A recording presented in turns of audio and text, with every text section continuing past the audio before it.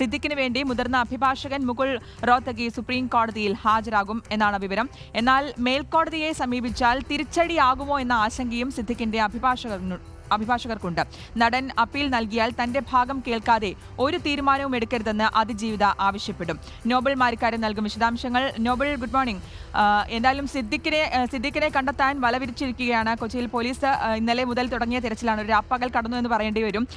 പക്ഷേ ഇതുവരെ കണ്ടെത്താൻ കഴിഞ്ഞിട്ടില്ല. അതിനിടെയാണ് സുപ്രീം കോടതിയെ സിദ്ദിഖ് സമീപിക്കുന്നു എന്ന വാർത്ത വരുന്നത്. ഇന്നോ നാളെയോ സമീപിക്കുമെന്നാണോ അറിയാൻ കഴിയുന്നത്? എന്താണ് ഇതുമായി ബന്ധപ്പെട്ട അഭിഭാഷകരിൽ നിന്നടക്കം അറിയാൻ കഴിയുന്നത്?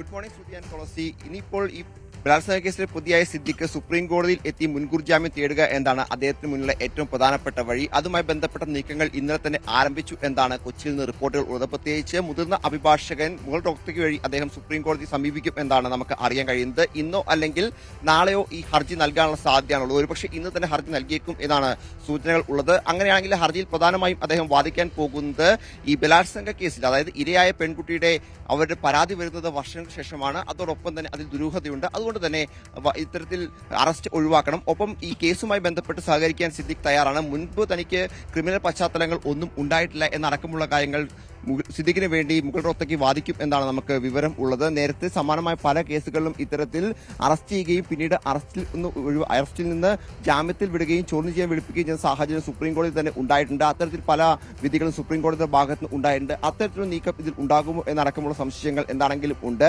ഇന്നിപ്പോൾ ഇതിൽ മുൻകൂർ ജാമ്യാപേക്ഷ നൽകിയില്ലെങ്കിൽ നാളത്തേക്ക് അത് മാറ്റാനുള്ള സാധ്യത. നേരത്തെ സൂചിപ്പിച്ചതുപോലെ തന്നെ ഈ അതിവേഗം ഏറ്റവും ഉന്നത കോടതിയിലേക്ക് പോകുമ്പോൾ അവിടെ തിരിച്ചടി ഉണ്ടാകുമോ എന്നൊരു ആശങ്ക അഭിഭാഷകർക്കിടയിൽ ഉണ്ട് എന്നാണ് നമുക്ക് വിലയിരുത്താൻ കഴിയുന്നത്. ആ പശ്ചാത്തലത്തിൽ അതുകൂടി പരിഗണിച്ച ശേഷം മാത്രമായിരിക്കും മുൻകൂർ ജാമ്യാപേക്ഷ എന്താണെങ്കിലും നൽകുകയുള്ളൂ. പക്ഷേ ഇന്നോ അല്ലെങ്കിൽ നാളെയോ അത് നൽകും എന്ന പ്രതീക്ഷ തന്നെയാണ് എല്ലാവരും പങ്കുവയ്ക്കുന്നത്. അഭിഭാഷകരുമായി ബന്ധപ്പെട്ട് സംസാരിക്കുമ്പോഴും അതിനുള്ള സാധ്യതകൾ തന്നെയാണ് തെളിഞ്ഞു വരികയും ചെയ്യുന്നത്. അതേസമയം ഈ മുൻകൂർ ജാമ്യാപേക്ഷ സിദ്ദിഖ് നൽകുകയാണെങ്കിൽ അതിനെ എതിർത്തുകൊണ്ട് അതിജീവിത സുപ്രീം കോടതിയിൽ ഉണ്ട് എന്നതും ഏറ്റവും പ്രധാനപ്പെട്ട കാര്യമാണ്. തന്റെ ഭാഗം കൂടി കേൾക്കാതെ ഒരു കാരണവശാലും മുൻകൂർ ജാമ്യം നൽകരുത് എന്നാണ് അതിജീവിതയുടെ ആവശ്യം. ഇതുമായി ബന്ധപ്പെട്ട ഹർജി അവർ ഫയൽ ചെയ്യുകയും ചെയ്യുന്നുണ്ട്. എന്താണെങ്കിലും ഇനിയിപ്പോൾ സിദ്ദിഖിനെ സംബന്ധിച്ചിടത്തോളം സുപ്രീം കോടതിയിൽ നിന്ന് മുൻകൂർ ജാമ്യം നേടി ഈ അറസ്റ്റിൽ നിന്ന് ഒഴിവാകുക എന്നതാണ് ഏറ്റവും പ്രധാനപ്പെട്ട കാര്യം. അതുകൊണ്ട് തന്നെ ദില്ലി കേന്ദ്രീകരിച്ചുകൊണ്ട് മുതിർന്ന അഭിഭാഷകരുടെ നേതൃത്വത്തിൽ എത്രയും വേഗം ഹർജി സമർപ്പിക്കാനുള്ള നീക്കം തന്നെയായിരിക്കും നടക്കുക എന്നാണ് വിവരമുള്ളത്.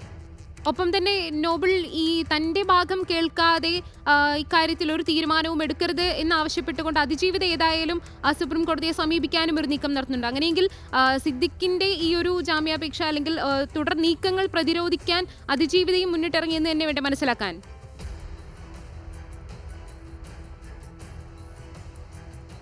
തീർച്ചയായും അതിജീവിതയും അത്തരത്തിലുള്ള നീക്കങ്ങളുമായി സജീവമാണ്. പ്രത്യേകിച്ച് തന്റെ ഭാഗം കേൾക്കാതെ ഒരു കാരണവശാലും സിദ്ദിഖിന് മുൻകൂർ ജാമ്യം നൽകരുത് എന്നാണ് അവരുടെ ആവശ്യം. അതുമായി ബന്ധപ്പെട്ട ഹർജി ഇന്ന് തന്നെ സുപ്രീം കോടതിയിൽ ഫയൽ ചെയ്യും എന്നാണ് അതിൽ റിപ്പോർട്ടുകൾ ഉള്ളത്. അങ്ങനെയാണെങ്കിൽ ഈ ഭാഗത്തും കൂടി, പ്രത്യേകിച്ച് അതിജീവിതയുടെ ഭാഗം കൂടി കേട്ട ശേഷം മാത്രമായിരിക്കും അത് സുപ്രീം കോടതി ഒരു നിലപാട് സ്വീകരിക്കുകയുള്ളൂ. ഞാൻ ആദ്യമേ സൂചിപ്പിച്ചതുപോലെ തന്നെ മുകേഷിന് വേണ്ടി അഭിഭാഷകർ ഉയർത്താൻ പോകുന്ന വാദം തീർച്ചയായും ഈ അതിജീവിത ഇത്ര വൈകിയാണ് പരാതി നൽകിയത്, അതിന് ദുരൂഹത, അതോടൊപ്പം തന്നെ കേസുമായി സഹകരിക്കാൻ സിദ്ദിഖ് തയ്യാറാണ്. പക്ഷേ ഈ മുൻപ് അടക്കം അദ്ദേഹത്തിന് ക്രിമിനൽ പശ്ചാത്തലങ്ങൾ ഇല്ലാത്ത പശ്ചാത്തലത്തിൽ മുൻകൂർ ജാമ്യം അനുവദിക്കണം എന്ന നിലപാട് തന്നെയായിരിക്കും അത് ഉയർത്താൻ പോവുക എന്നാണ് നമുക്ക് മനസ്സിലാവുന്നത്. എന്താണെങ്കിലും അതിജീവിതയുടെ ഭാഗം കേട്ട ശേഷം മാത്രമായിരിക്കും ഇതിൽ സുപ്രീം കോടതി ഒരു നിലപാട് സ്വീകരിക്കുകയുള്ളൂ. എന്താണെങ്കിലും ഹർജി ഇന്ന് തന്നെ ഫയൽ ചെയ്താലും ഇന്ന് തന്നെ ആ കേസ് പരിഗണിക്കണമെന്ന് നിർബന്ധമില്ല. അടുത്ത ദിവസമായിരിക്കും പക്ഷേ കേസ് പരിഗണിക്കുക. സ്വാഭാവികമായും ഇത്തരത്തിൽ ഹർജികൾ നൽകുന്ന ഒരു പശ്ചാത്തലത്തിൽ ഒരുപക്ഷെ അറസ്റ്റ് ചെയ്യുന്നതിൽ നിന്ന് പോലീസും ഒരുപക്ഷെ ഒന്ന് പിന്മാറാനുള്ള സാധ്യതയും തള്ളിക്കളയാൻ കഴിയില്ല. എന്താണെങ്കിലും ഇന്നിപ്പോൾ ഹർജി ഫയൽ ചെയ്യുകയാണെങ്കിൽ ഇന്ന് തന്നെ അത് വാദം കേൾക്കണമെന്ന് ഒരു നിർബന്ധവുമില്ല. അടുത്ത ദിവസമായിരിക്കും ഒരുപക്ഷെ അതിൽ വാദം കേൾക്കുക. ശരി, വ്യക്തമാണ്. മുൻകൂർ ജാമ്യാപേക്ഷ തള്ളിയ ഹൈക്കോടതി വിധിക്കെതിരെ ഇന്നോ നാളെയോ സുപ്രീം കോടതിയെ നടൻ സിദ്ദിഖ് സമീപിക്കും എന്നാണ് അറിയുന്നത്. ഒപ്പം തന്നെ ഈ സിദ്ദിഖിന്റെ ജാമ്യാപേക്ഷ തുടർ നീക്കങ്ങൾ എതിർക്കാൻ പരാതിക്കാരിയും മുന്നോട്ട് തന്നെയുണ്ട്. ഒപ്പം തന്നെ സിദ്ദിഖ് എവിടെയെന്നുള്ള ചോദ്യത്തിനുള്ള ഉത്തരം തേടി SIT സംഘവും സിദ്ദിഖിനായി വല വിരിച്ചിരിക്കും.